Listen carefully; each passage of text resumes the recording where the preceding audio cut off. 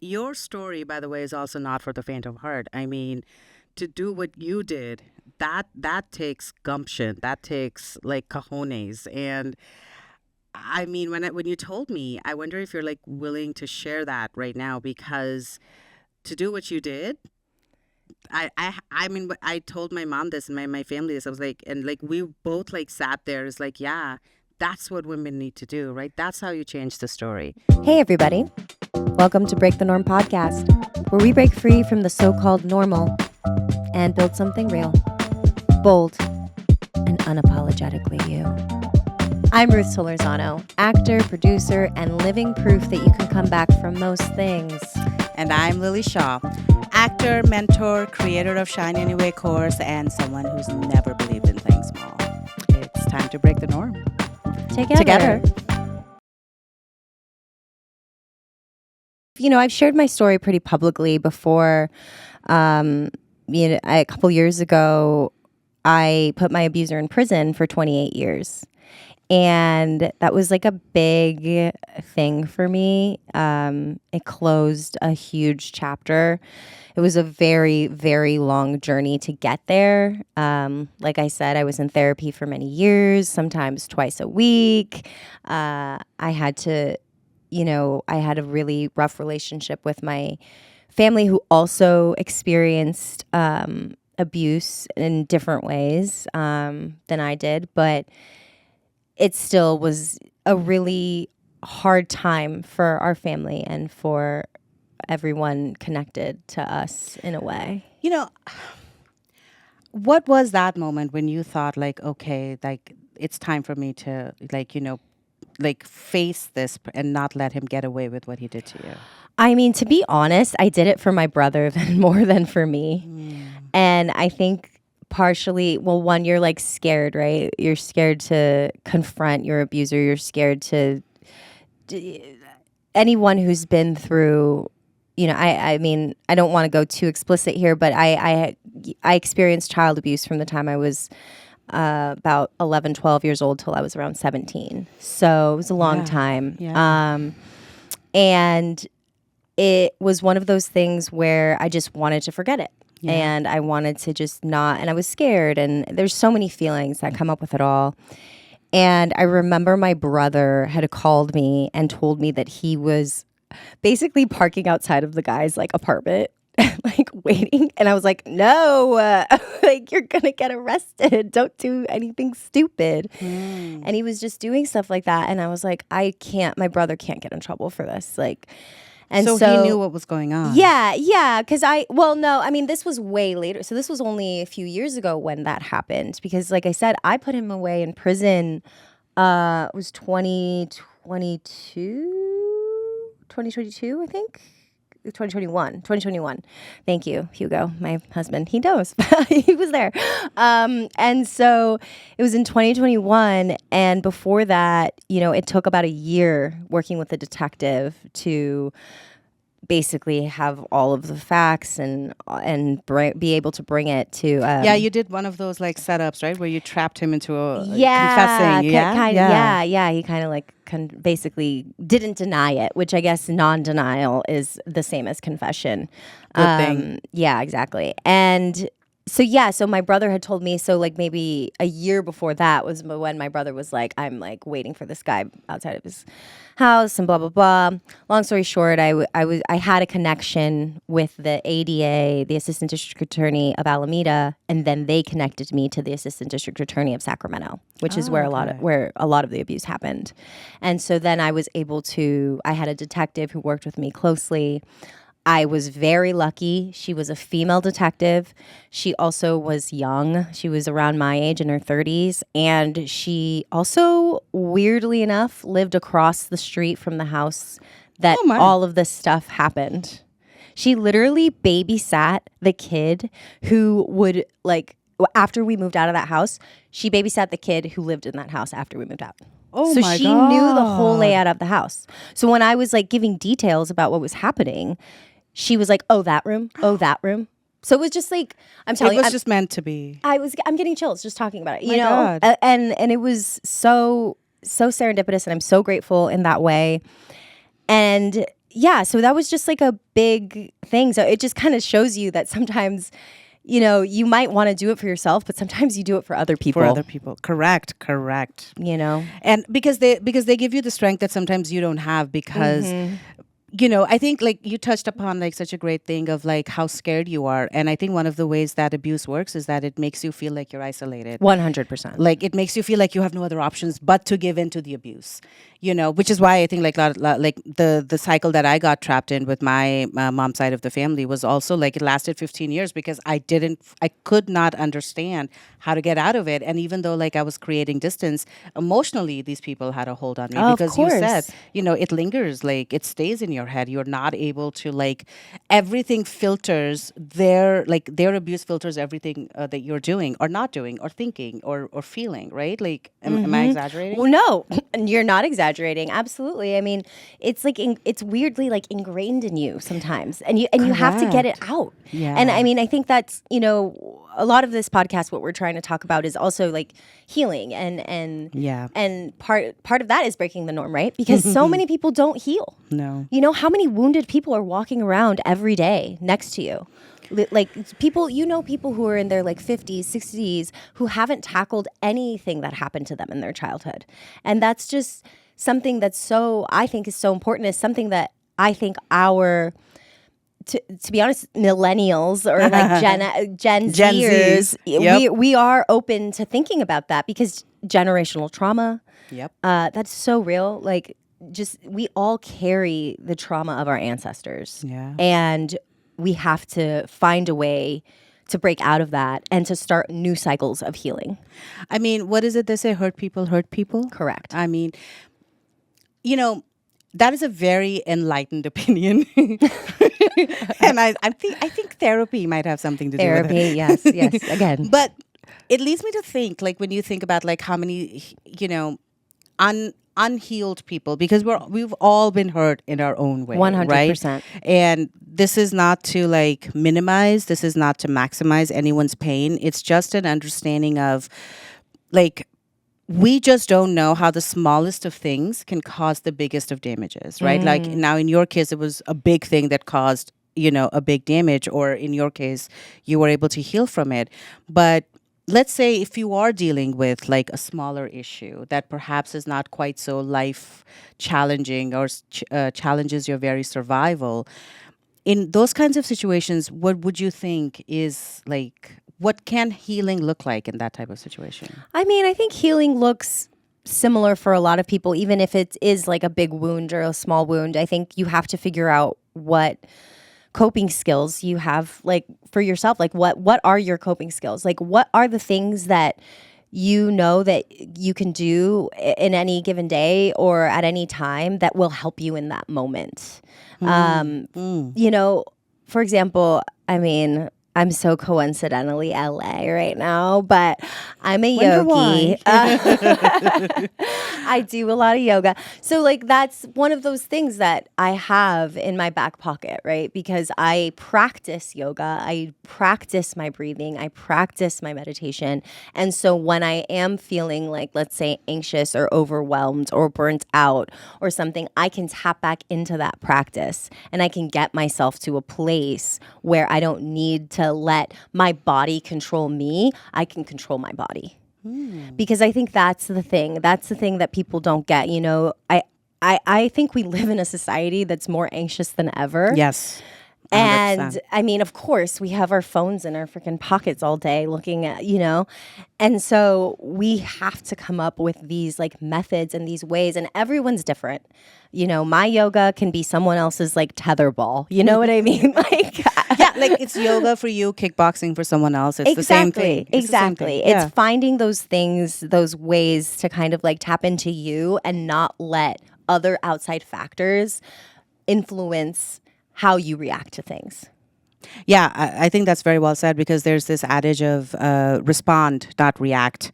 And that's where you learn to take control of your nervous system, so that when things come at you, you take a moment and you let it integrate within yourself before reacting back. So that it's not automatic. It's not it's not algorithm based. It's like your own heart and soul kind of like what you call it, connection, mind, body, soul connection based, and I think that touches upon the other way you and I have been first in our family, in the fact that we chose to take care of ourselves in perhaps unconventional ways. Yes. Right? Yes. Like talking about yoga. That's when I started my spiritual journey. I was 22, and I used to go to like this Bodhi tree, which no longer even exists in LA, but it was quite the hub for all the spiritual people back in the day. And that was like the first place I found in LA.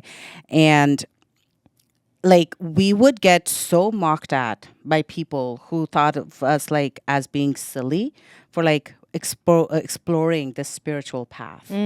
So that is like where LA was. That's where like we were when, I started taking my spiritual journey, because again, it was based on an attempt to heal, and it was also based on an attempt to not to face it, right? Like I, for whatever reason, I either didn't think about it, or I didn't want to, or like I think I was already pretty deeply connected with myself that I went into the dark places, I mean, I've been there, girl. Like, it's not like it was automatic here. I was in the dark places, okay? I know. I've seen those dark corners. All right. Yes, 100%.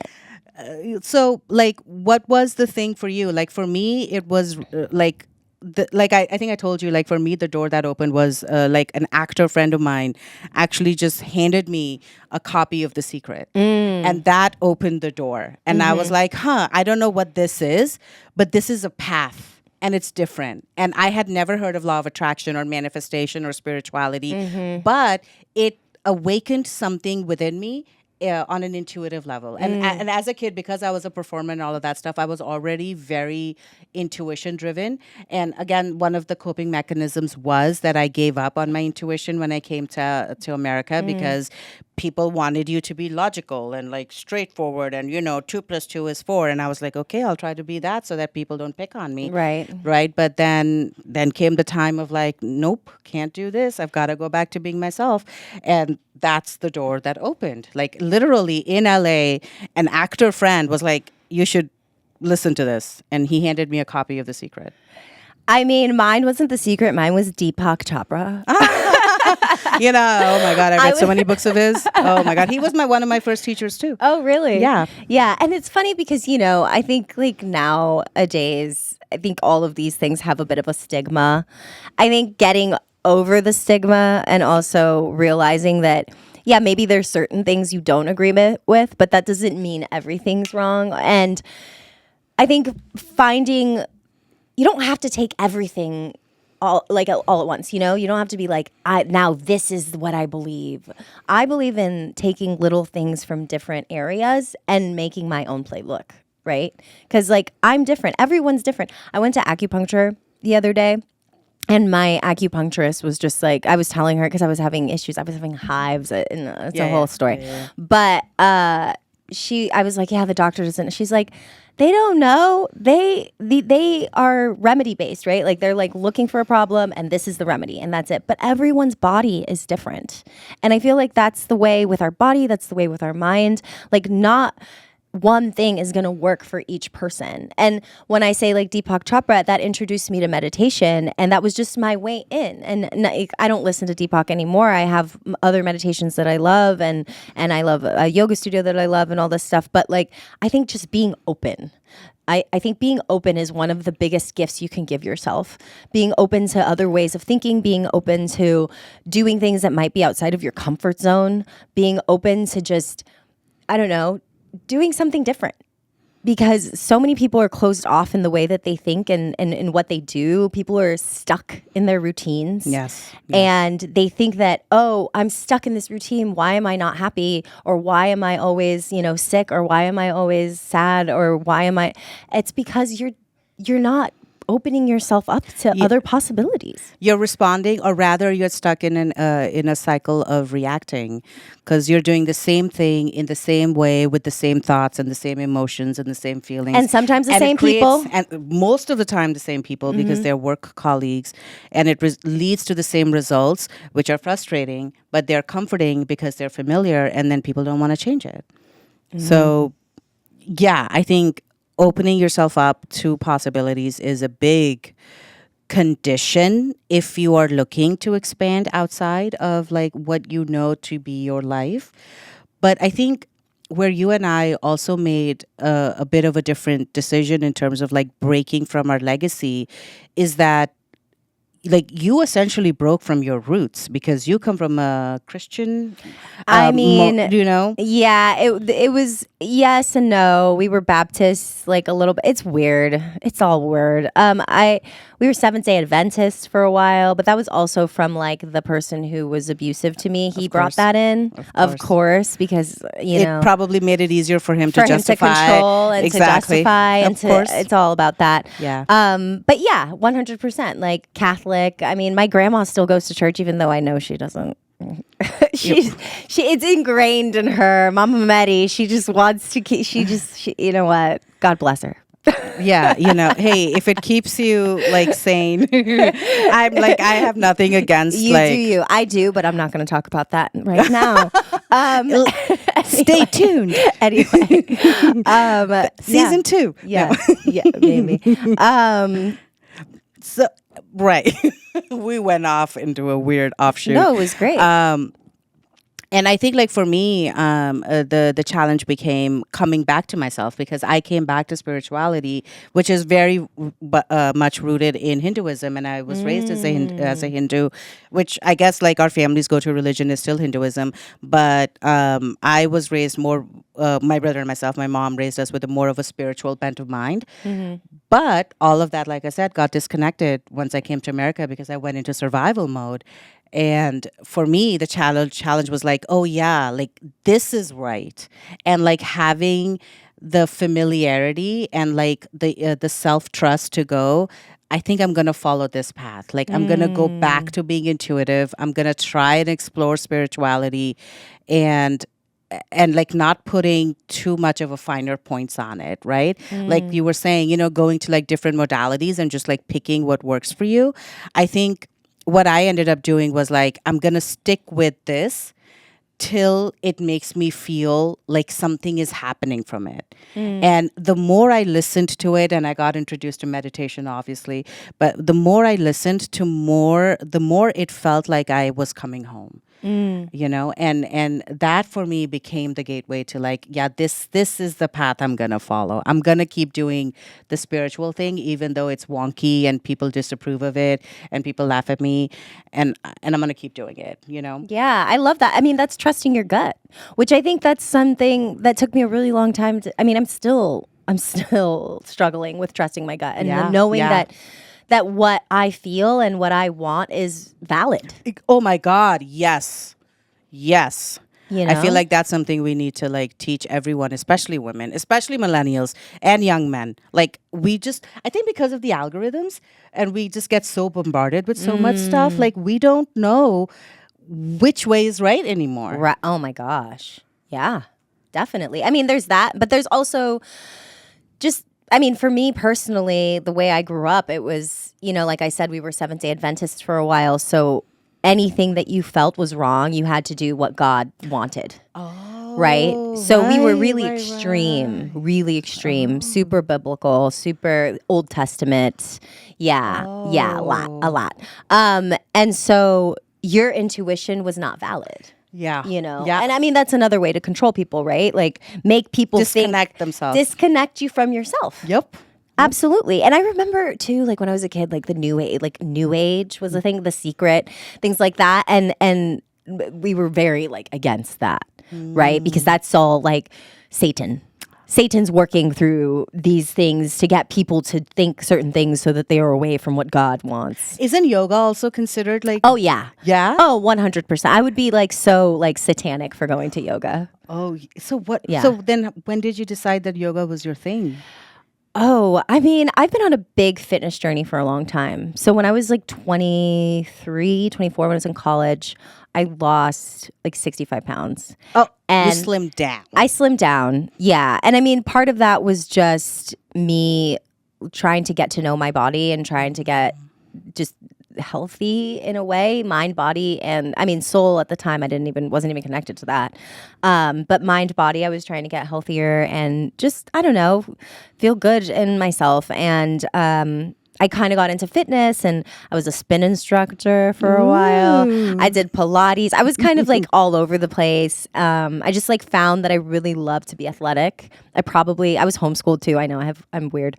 I was homeschooled, so I never got the opportunity to like play sports, to where I think that if I was actually like went to high school, I probably would have been in sports, you know? So I think part of the thing with yoga is, I mean, when I started meditating, and then I used to do hot yoga a lot. I did it too for a long time. Yeah, and because it really detoxes you Yeah. and it releases you emotionally. Yes, 100. Yes, Yes. yes. I say 100% a lot. I'm noticing that. It's okay. I love it. There's no room for error. 100 or 0. Not 75. Yeah, we're not wishy-washy here. Exactly. But yeah, so I started doing hot yoga, and I remember my first hot yoga class. It was a Bikram class, which now he's been expelled. I've watched the documentary. It's horrible. He's bad. Bad. Yeah, I used to do Bikram yoga, but I did not know that he you had been did it? canceled. That he's canceled hardcore, rightfully so. We should talk. Yeah.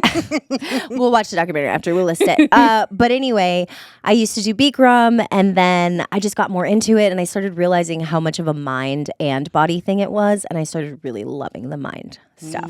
And just and it really helped me refocus what my thoughts were, in the way where I used to be so much self-doubt. I just, like I said, like about trusting my gut. Like Yeah, I didn't even know what my gut was. Yeah. Like I didn't have communication with it. And through yoga and through meditating, I was able to tap in, you know, and I cried a lot during this whole process. Me too. It's scary. You don't even realize that you have the permission to cry, which is like because everything gets sucked in so much and everything is held back. And like in my case, that turned into excessive weight, as it turns out, like even in your case, because you had 60 pounds to lose. Yeah. Yeah. Yeah. No, go ahead. I'm sorry. No, you're fine. So that's basically it with the yoga journey. It's just been something that it's been a lifestyle change, So you know? I'm curious though, like, did your upbringing get in the way of when you decided to do yoga? Because it's a 90-degree shift, right? I mean, by then I was far in. As soon as I turned, like, when I was 19, like, I started doing musicals. Like, I was, like, in the theater department, you Full know. on rebelling. I was rebelling, baby. I was hanging out with the gays. I was doing Molly every once in a while. You know, I was a little bit of a party girl. I've reformed party girl here. But I definitely rebelled, and I kind of just went my own direction, and I was just trying to find myself. And I've always been a social person despite being so stifled for so long. So I've always been able to talk to people, and I was in the service industry for a long time, and I think that actually helped me a lot in just being, like, finding the freedom to be myself and to talk to people of all walks of life. I think that was super, super helpful. So you were just basically running away from what you knew, and you just wanted to be anywhere that wasn't familiar and comfortable. Yeah. Because it was never comfortable. Of course. It might have been familiar, but it wasn't comfortable. I always hated it. I always knew deep down that I didn't believe any of this shit. I mean, even if I felt like God was constantly watching me and in my head and all this stuff. Oh my. Oh yeah. I mean, you feel like that. You feel like as if you're being watched, as if every move you're ever making is being judged, because that's how they make you feel, you know? God's watching every step. He can even hear your thoughts. And so it took a while for me to, like, unbrainwash myself. Yeah. You know, it takes time. It does. And that's the thing. It does. There's no quick There isn't. There's no quick thing, right? It's like it takes time. It takes educating, patience, education, commitment, 100%. What else? Process. I don't know. It takes it's just like trusting. Even every time you fail, just keep going. You know, getting up. And I think the root of, like, the underlying thing of all of this behavior, the outward behavior, the self care, and like the changing of the situation all comes from realizing that you deserve more. And that, I think, is the point at which, they say like it's the darkest before dawn. I think that moment of transformation is the moment where you start to feel comfortable leaving the past behind. And even though it is, like you said, familiar but not comfortable, and then you start looking and seeking a world that feels perhaps a little bit more inviting and welcoming than what you've known it to be. Yeah. And like I when you were saying something that I wanted to ask before, and I'll ask it now. You said like when you were at ARC, like you started seeing, you started building a community, and so that again feels like it's a part of your rebellion, right? Like to be like an actor, to get into yoga, to be a party girl, right? So what was that moment of transformation for you that said, okay, you know what, screw this life, I'm gonna be an actor, I'm gonna be a social butterfly? Like, is there a point in time that that like you remember? I don't know if I remember an exact moment or anything. I think, like I said before, in the way of building that community, I think just being around others who were comfortable being themselves was a huge learning moment for me, where I was like, I remember one time in a theater class, I was playing like a mirroring exercise. You ever play Yes, those where you're yes, like in of front of course. someone and you're like really close to them and you're like mirroring them? Yes. And afterwards, he gave me a hug. And it was the first time since I could remember at that moment that someone hugged me and I didn't feel violated.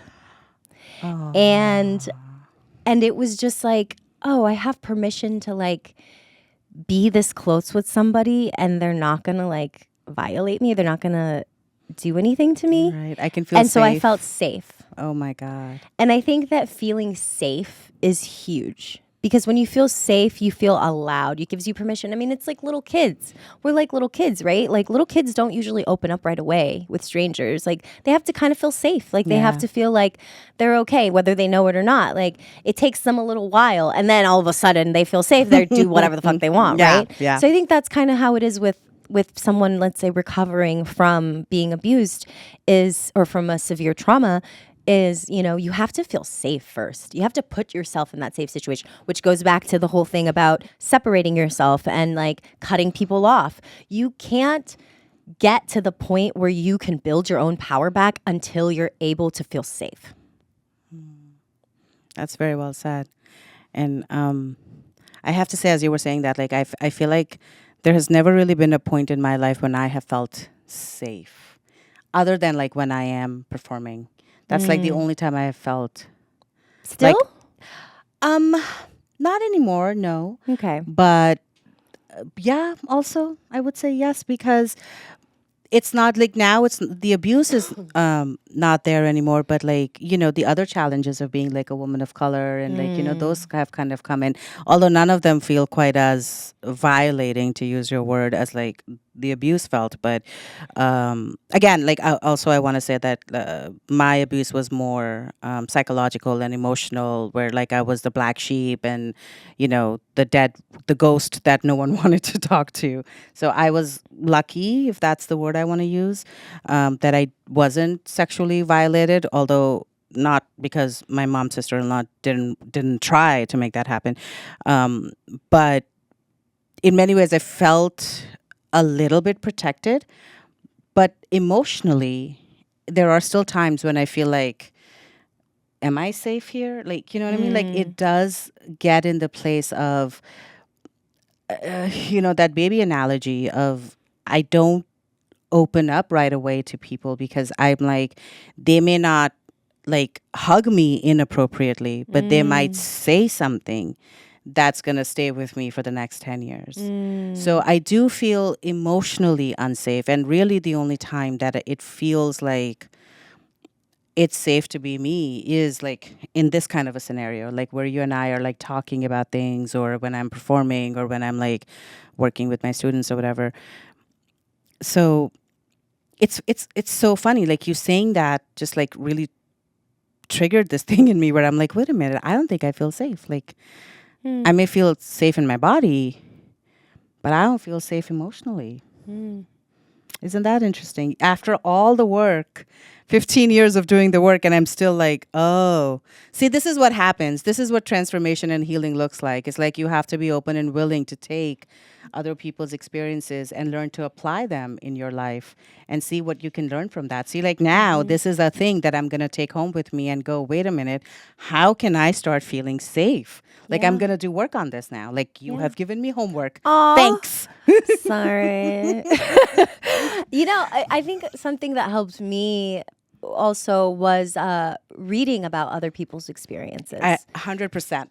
I'll use your word. She is 100% she agree. is I really love a good memoir because I can be like, well, it could be worse. So much for healing. At least I don't have it as bad as that guy. It's not that bad.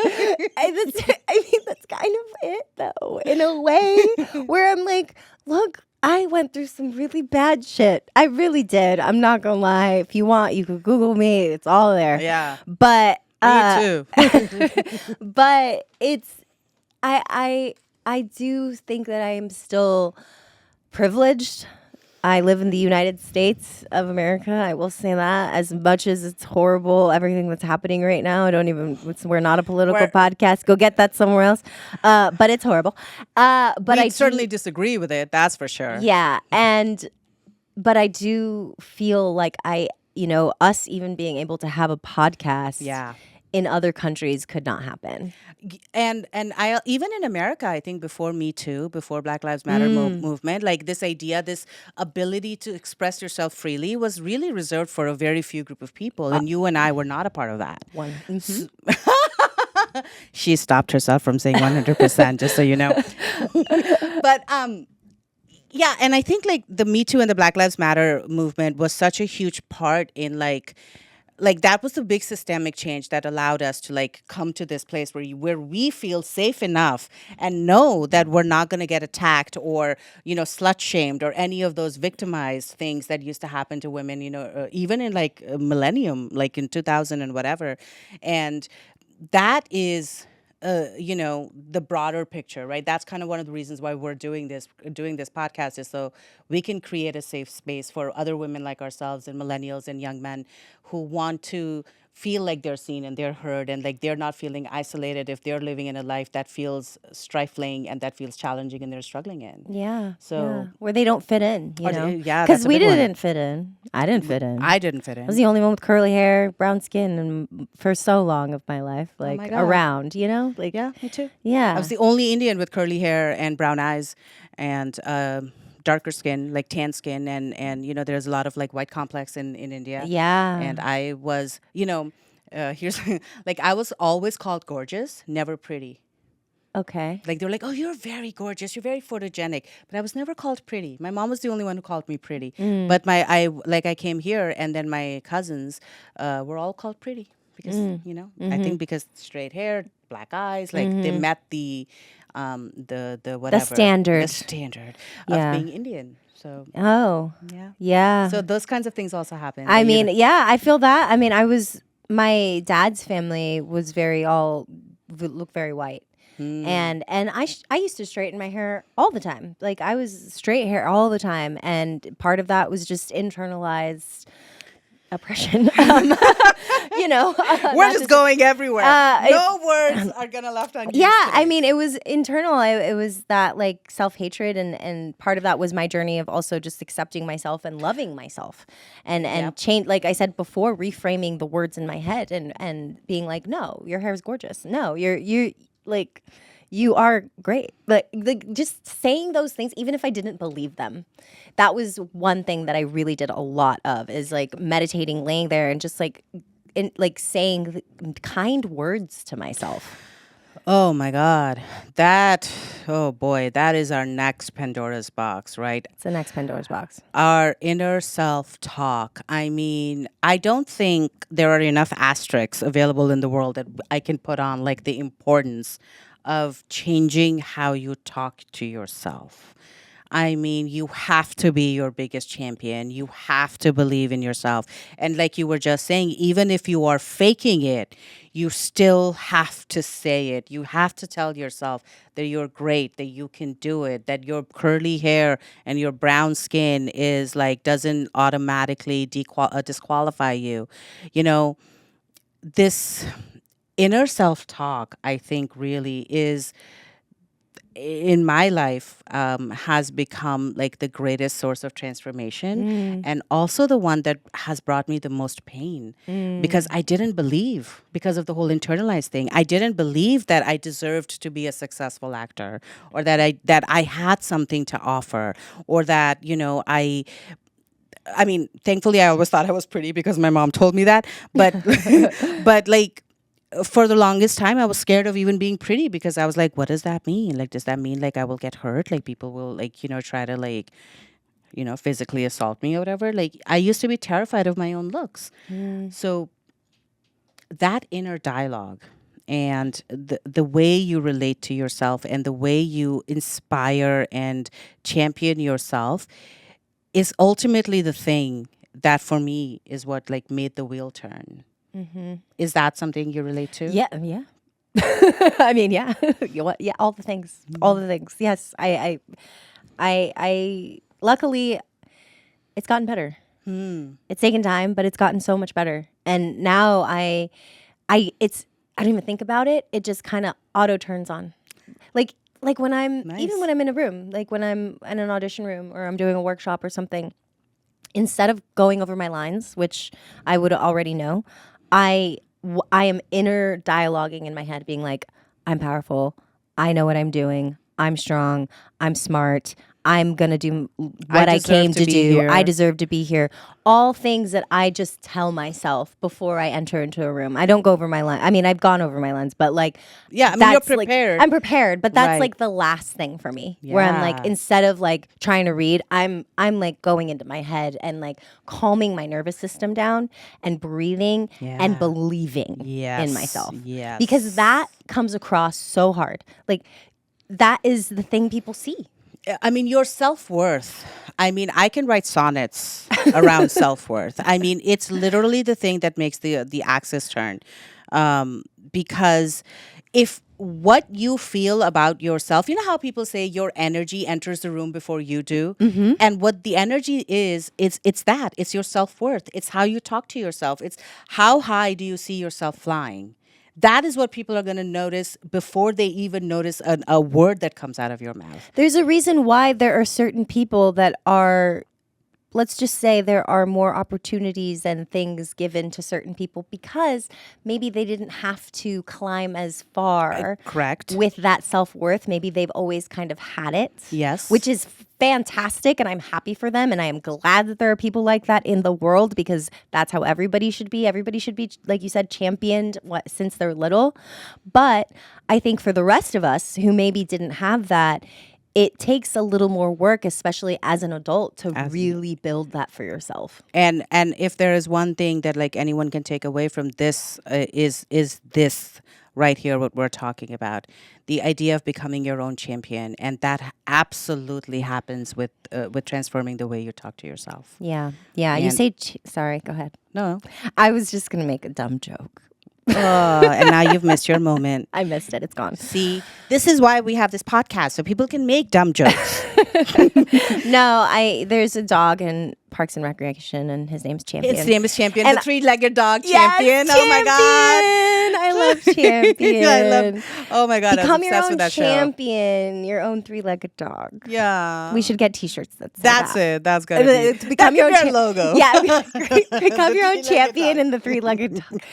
I love that. I love three-legged dogs. I love all dogs. Anyway, So another one thing that we haven't touched about that I really want to talk about is the idea of like transforming your fear into fuel. And I want to talk about that because that is another common factor between us, because we didn't do this, right? We didn't give into the fear, and we used the fear to create a life that, helped us break free. So I don't know how to talk about it, but I really want to talk about that moment of like where fear no longer has a hold on you. I mean, it's not like, again, it's not a moment. You know, it takes time. It's just practice. Agreed. It's practice. It's constantly putting yourselves in situations where you may feel uncomfortable, where you may, and not to say you won't feel, not situations where you feel unsafe, right? Because there's a difference.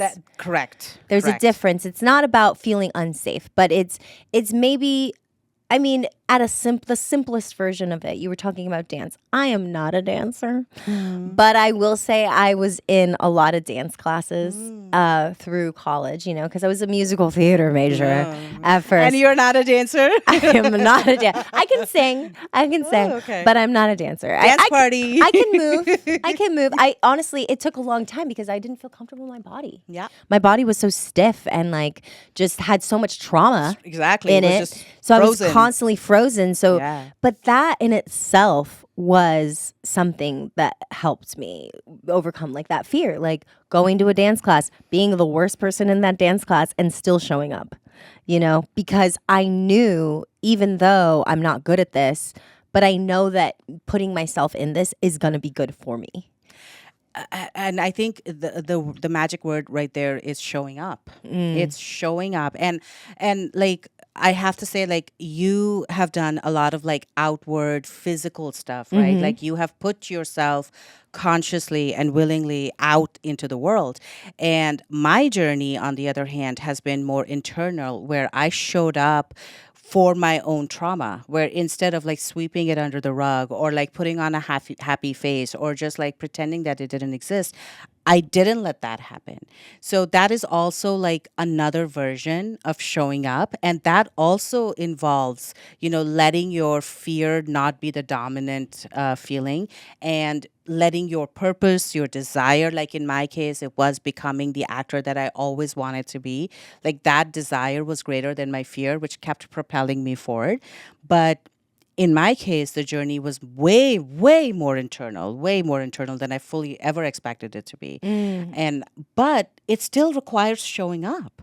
It still requires not being afraid to go into those deeper kind of like hidden places within you and still being willing to be like, this is going to hurt, but either I let it define me or I let it release me. Right? Yeah. And it's interesting that both of those thought processes still require you to face the fear and do the thing. Yep. And you said, you know, I did start off with physical things and that was just my way in, right? Because I think you have to find your way in. Correct. Like not everyone's way in is going to be the same. Yep. So whatever that way in is for you, for me, it was like, I've always dreamed of going to a spin class. Like I remember watching, I forget what movie this was. It was probably like How to Lose a Guy in 10 Days or like some stupid rom-com. But I remember seeing Rom-coms are never stupid. Okay. She loves rom-coms, ladies and I gentlemen. do. That's why I wear pink. Yeah. So but it was like some rom-com and I remember there was like maybe it was a Drew Barrymore. I don't know, whatever. Anyway. I'll probably know which one. Never been kissed. Probably it was never been. I think so. I don't know. Okay. Anyway, not the point. So I remember seeing a spin class, like this girl in a spin class, and that always stuck with me. I was like, I want to do that. Yeah. And at my school, they had free spin classes that was like included in my tuition. And so I went. And that was kind of my way in to like, I'm going to go to this class because it's something I've always been curious about. I think it's about staying curious and going into those curiosities. Yes. And like seeing what that does for you, right? I 100% agree. Yes. I think the curiosity is your intuition talking. There would be so much stuff that I wouldn't have tried that there have been books that I've read where I've literally like bought this volume of like 6 books and I read like one chapter and that one chapter was enough and I bought it out of curiosity. So as long as you stay connected to your curiosity, that is where your intuition will take you, because like what Abraham Hicks says all the time is that our soul and our intuition, like it's they will always try to take you through the path of least resistance to get you where you're going. So for you, the connecting point became, hey, I'm going to try that class. And for me, it became, hey, this secret thing looks good. What the hell is this? And I played the DVD and I watched it for like 3 hours. So curiosity is your intuition talking, and curiosity also makes it easier to leave the fear behind because the interest is peaked and the fear kind of diminishes. Next time on Break the Norm podcast. Putting things into perspective for yourself is one of the biggest gifts you can give yourself, is understanding that life is full of different journeys, and just because yours doesn't look like you want it to doesn't mean it can't be a fulfilling life. Thank you for tuning in today's episode of Break the Norm. We want to give a very special shout out to the team that's making this podcast possible. SCV Studios, our editor, Eileen Hanley. Our producer, music and sound recording, Hugo Fowler. And before we leave, we ask people to subscribe and leave us a review. We are everywhere you listen to your podcast. And that's it. We'll be back, right? We're done? We'll be back.